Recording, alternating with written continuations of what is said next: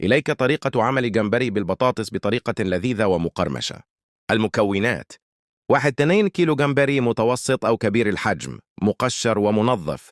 2 حبة بطاطس كبيرة. ملح وفلفل أسود. بهارات جمبري اختياري: ثوم بودرة، بابريكا، كمون، عصير ليمونة، زيت للقلي، بيضة واحدة، ملعقتان كبيرتان دقيق اختياري لتماسك البطاطس. الطريقة: تتبيل الجمبري في وعاء، ضعي الجمبري مع رشة ملح وفلفل وعصير ليمون وبهارات جمبري. اتركيه في التتبيلة لمدة 15-20 دقيقة.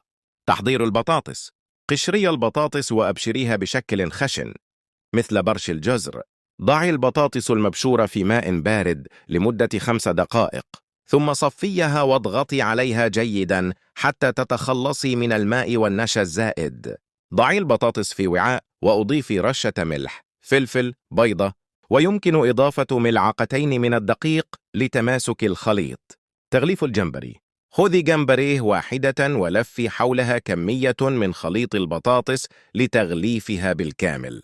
كرر العملية مع بقية الجمبري. القلي: سخني الزيت في مقلاة عميقة. أقلي الجمبري الملفوف بالبطاطس على نار متوسطة حتى يتحول لونه إلى ذهبي ومقرمش. صفيه على ورق مطبخ. التقديم: قدميه ساخنا مع صوص الثوم أو الكاتشب أو صوص حار حسب الرغبة.